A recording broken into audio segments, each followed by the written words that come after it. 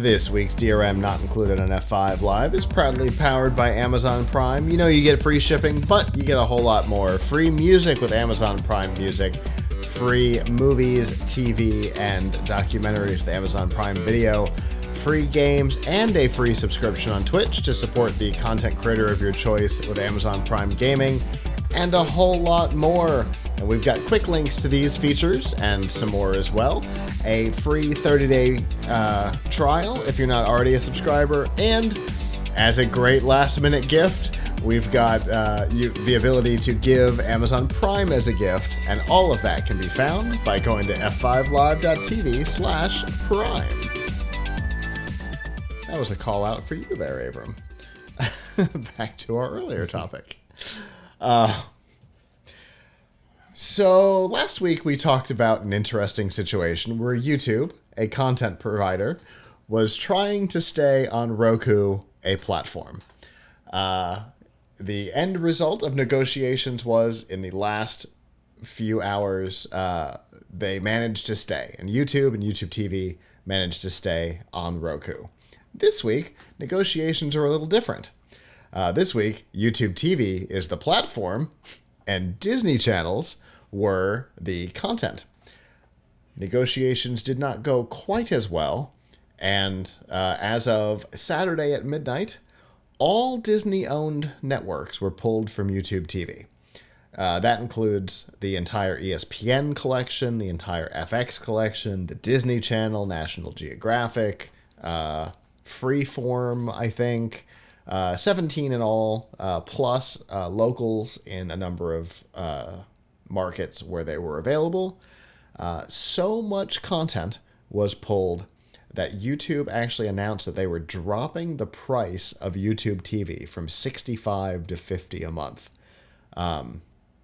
which works out to almost $1 a network, which pretty good discount. Obviously, YouTube would prefer to have the Disney channels on their service, but did not appear to be in the cards. From what we can tell, obviously this was about money. YouTube wanted to be treated like a cable provider whose subscription base was the size that it is. Disney wanted to charge them differently. And so here we are. Both Disney and YouTube have recommended that affected customers check out the Disney bundle, which is ESPN Plus, Disney Plus, and Hulu, which will get back almost everything that was lost, if not live, certainly 5 a.m. the next day.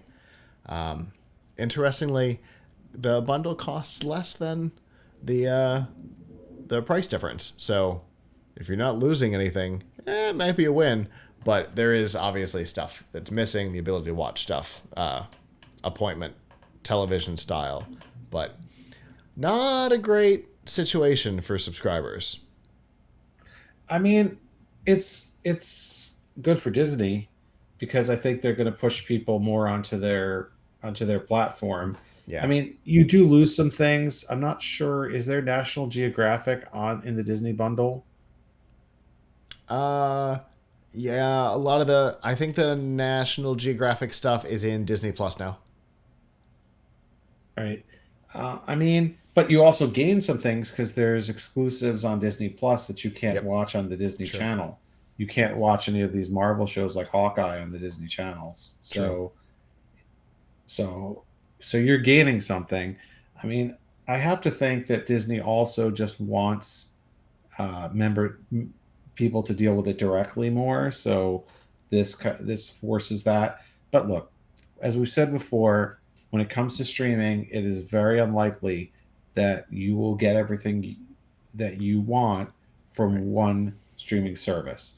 You have to mix and match. And by the time you have mixed and matched, you may very well have mixed and matched yourself as to all the way up to what you pay for cable. Yeah. But at the same time, there's now a lot of content that is exclusive on streaming that you cannot otherwise get. So there is no package, one size, great package, right? Right. If you want, if you want to watch Star Trek, you got to get Paramount Plus. If you want to watch, uh, if you want to watch the Marvel shows, you got to get Disney Plus. If See, you I thought want you to were going to say watch, Star Wars. if If you you want want to to watch watch, Star Trek, you've got to be on Paramount Plus. If you want to watch Star Wars, you got to be on Disney Plus. yes, but yeah, it's true. I mean, you got the Book of Boba Fett coming up, right? Yeah. Yeah. If you want to watch, so you can't win, right? Mm-hmm. You have to subscribe to the things that are worth it for you, and you have to make judgment calls about what are the things that you're willing to skip. Yeah. And this is just another example of it. YouTube TV tries to be, I think, a catch-all service to replace your cable, Right. and people are running into the same thing that they did with cable providers. I think in the end, people who are cord cutters are getting are are basically getting what people have asked for from cable for a long time, which is the ability to pick channels. Right. Right? A A la lot of carte. people are annoyed about the fact that, oh, I can get, like, I have to buy this package to get the channels I want, but there are all these channels I don't want in the Mm-hmm. package. Well, here you go. There's an easy way to do it. Just buy different streaming services. The only problem is if you're on Xfinity and you have a data cap, Right. uh, then you'll be sorry if everything that you get is on a streaming service, because at some point you will very easily exceed the data cap. Right. Well, the good news is at least Xfinity comes with Peacock, so you know. Right. But not for the next year. Right. Yeah. But yeah, I think that this kind of move from Disney, who is almost certainly the instigator here, this kind of move is almost certainly the next step in that slide to the end of appointment television that we've talked about for the last couple of years, because on YouTube TV, it was appointment television. Over on Disney Plus, ESPN Plus, Hulu, not Plus. They stopped calling it that. They were the first there and the first out. So Hulu, Disney Plus, and ESPN Plus, you know, that's not really appointment television. There's some stuff that you can watch live, sports and things like that, but for the most part, you know, that's after the fact, or on its own timetable, if it's exclusive to those platforms. So you know, this is a bit of a slide towards less appointment style television. Yeah, appointment television is, well, here's the thing. When's the appointment, right? Right. Because at one point with streaming, what we saw was that things were like put up for binging, and Netflix still does this. Yeah.